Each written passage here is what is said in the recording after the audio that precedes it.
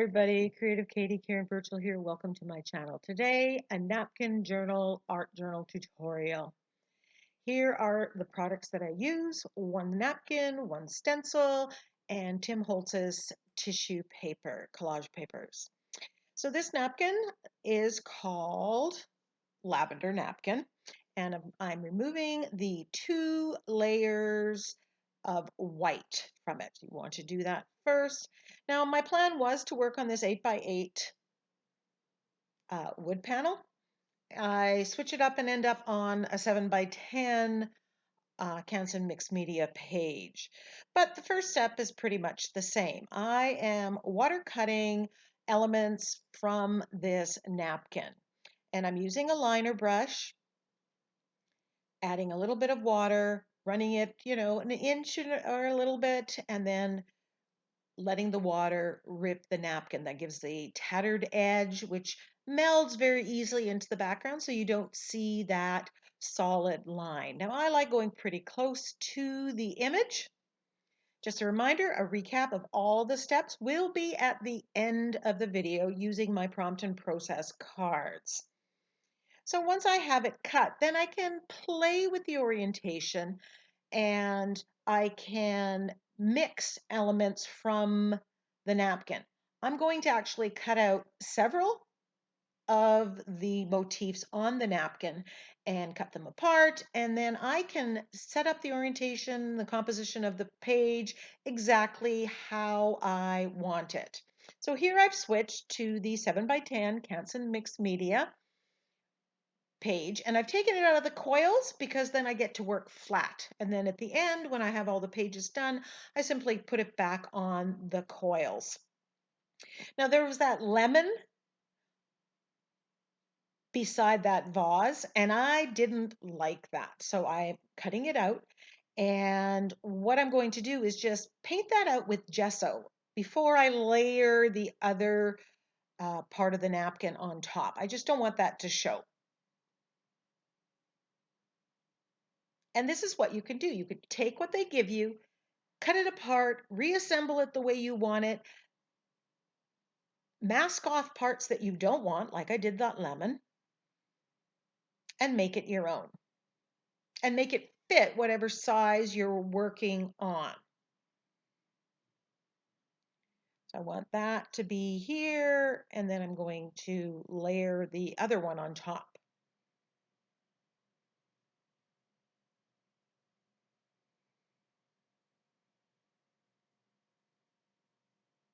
And I'm putting this down first before I do any mark making on this background because I don't want any of that to show through the napkin. Then just to balance it out, I thought I needed a little something on this side, some of the same colors. So I cut out another one of those lavenders in a pot, and I'm putting it over here. And I'm using fluid matte medium to glue them down. That's my favorite medium to use when decoupaging the napkins down. I want to get rid of this detail, so I'm gessoing it out. Then I'm also taking gesso and putting it along the edges. Now, sometimes the background of the napkin isn't white, so you're going to get kind of that halo effect. Here it's a little slight shade of gray, and I don't want that, so I'm just dabbing in the gesso, getting rid of the color, and this also will help me meld the colors that I add right up to the napkin, so it doesn't look like a straight edge. My page was gessoed ahead of time as well, which is typically about 90% of my pages I do gesso ahead of time just to prepare the page. And I usually do that in a gesso session so that it's ready to go when I want to be creating. So this is Tim Holtz collage paper, I think it's called, and I want it to go vintage. And this typeset and the markings just reminded me of vintage. And this is a quick, easy way of getting lots of variety and a certain feel on the page. As I said earlier, all the products that I use can be purchased through Ninny's Napkins. There is a link and a discount code in the description box below. So I'm just arranging these. Now any of the little bits that I don't use, I'm putting in a container, and they are perfect for those mini makes. You could just add it to any page at any time, just for that little extra something. Again, I'm gluing this down with my fluid matte medium. These papers go translucent. I did getting rid of the straight edges.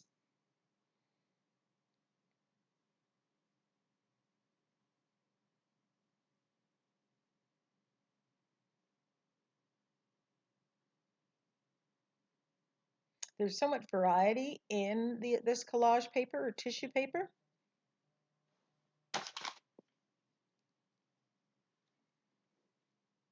And of course, because even though I'm not showing it, I am drying everything in between layers. Now I want to add some texture. So I am taking thick gesso and rubbing it through this layered wallpaper stencil. And I chose this stencil from the Crafter's Workshop, designed by Rebecca Meyer, because it's very vintage. And I've decided is going to be the feel for this page. So I want that texture. And it's very imperfect.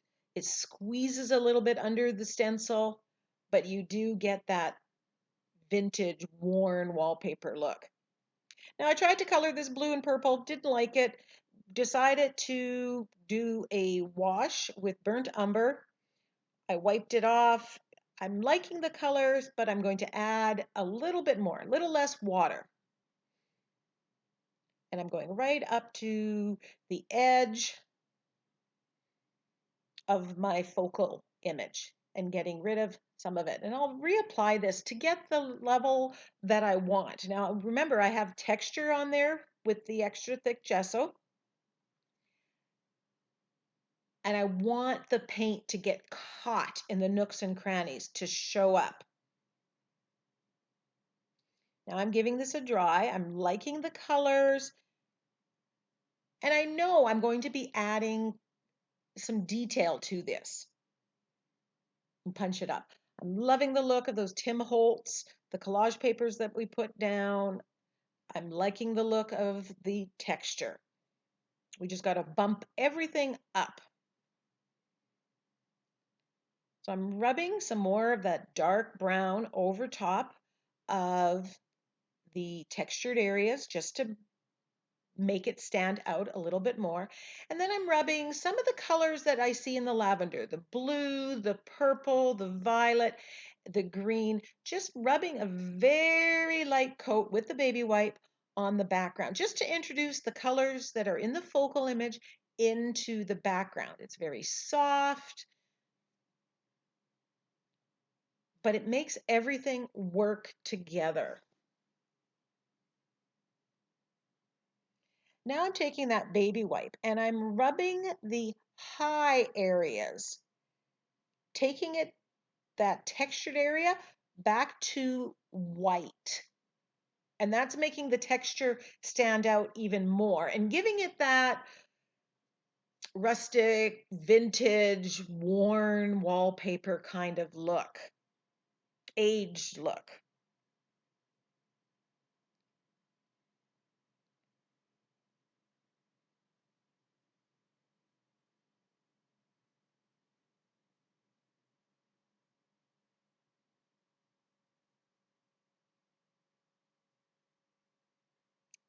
Now, an easier way of getting that is using rubbing alcohol, putting it on the baby wipe or cloth, and then rubbing it. The rubbing alcohol takes away the acrylic paint a little bit easier than just the plain baby wipe.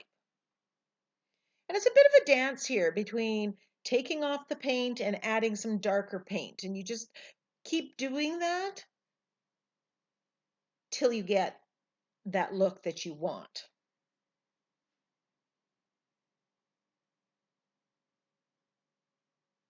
So So on every page you want pattern, which we get from the Tim Holtz paper and the stenciling, texture from that stenciling. Now I'm shading the outside. Now as soon as I add the black to the edge, it just made everything work so much better. It gave it that grunge and that feel. And sometimes I will edge the page, more times than not, at this stage because I want to frame it.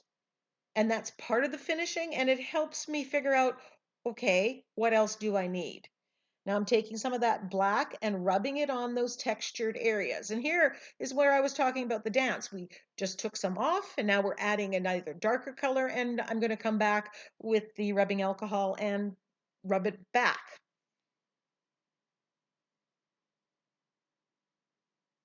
I want that worn, old wallpaper look.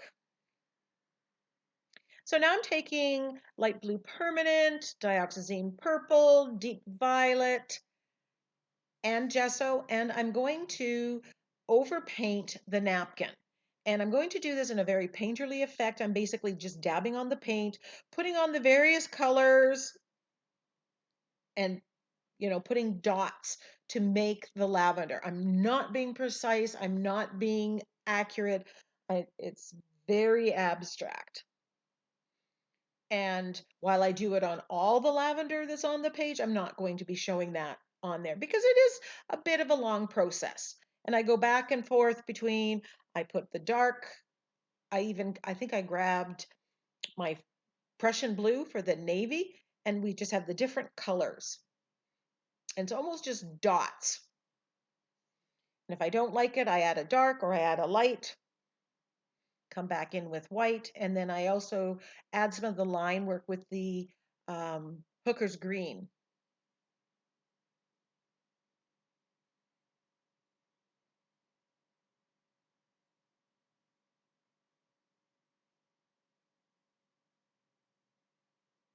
If you didn't want to add actual paint in this, what I could have done is just really thin down the blues and the violets, and just did a wash of that, and that on top of the napkin that's been coated with the gel medium or fluid medium, and that would just deepen the color of the focal point and allow the focal point to be brighter than the background. If I had done the background with the brown and then glued the napkin on, it would be very dingy. I would have lost a lot of that brightness, which, I basically painted over the whole thing, so that would have been okay.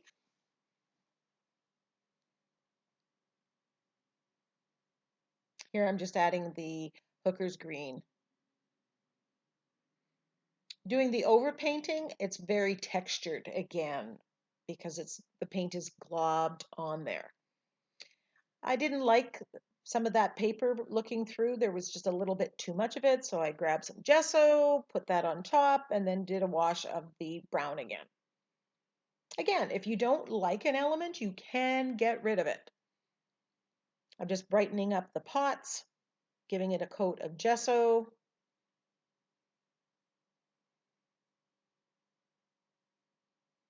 And again, getting rid of some of that detail that I didn't want. It didn't work for my composition.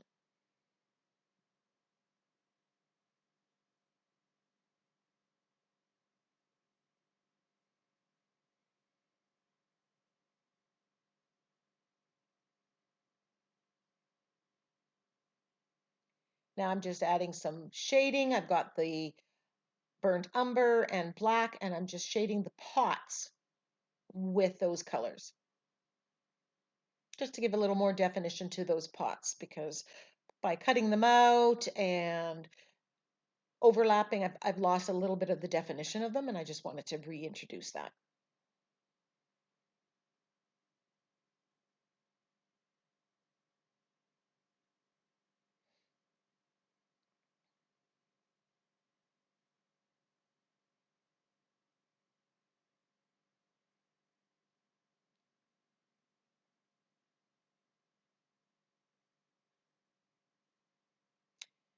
I grabbed a sentiment. I believe this is from my sentiment pack number 2, that's also available at NinnysNapkins, all my digital sentiment packs. And lavender is all about simple, fresh, clean. And I love the boldness of this font. Now I had some brown paint on that brush that wasn't clean, but it was worked out perfectly. The white, I was going to do a wash of that color on top anyways. Now I was going to add some stenciling in the purple shades, and I gave that a try, and I grabbed a baby wipe and got rid of it. Didn't like it. But because everything is acrylic paint underneath, I can wipe it down and fairly quickly and none the wiser. Sometimes you don't know if you're going to like something. So if everything is acrylic paint and permanent underneath, you can do that. If it was watercolor or something that was water activated, you really can't. Not without having to redo more. Adding more edging just to build up that grunge factor.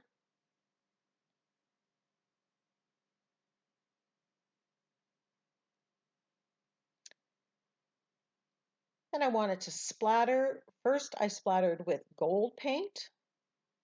This is just regular acrylic paint that I've thinned down and it's in that container.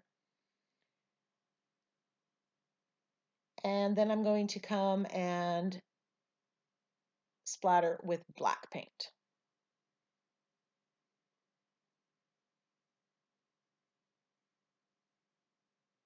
After you splatter, make sure you give it a good time to dry. It takes a little while. I'm removing the tape that gives us a straight edge and keeps all the gunk out of those coils. And now for the recap. So we started out with a napkin, lavender napkins. And I cut out different parts, mix and match, and made my own composition.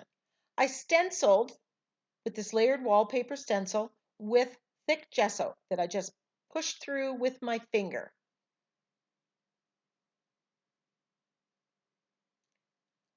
I used designer tissue papers. This one was Tim Holtz, and I believe it's called Typeset, but the link will be in the description box. I applied a wash of brown and a little bit of those colors from the focal image to the background. I applied paint to the textured areas to bring out the texture, and then I removed it with rubbing alcohol and the baby wipe. I painted over the focal image to get that painterly abstract effect. I shaded a little bit. I added the sentiment to the page. And I edged and shaded around the sentiment.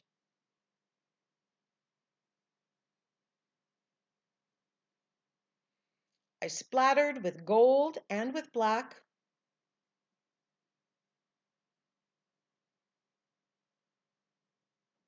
I love it. It's textured, it's patterned, it's vintage. Check out the close-ups. Give me a thumbs up. Follow me on Instagram. Leave me a comment. Love to hear from you. Until next time, go get creative.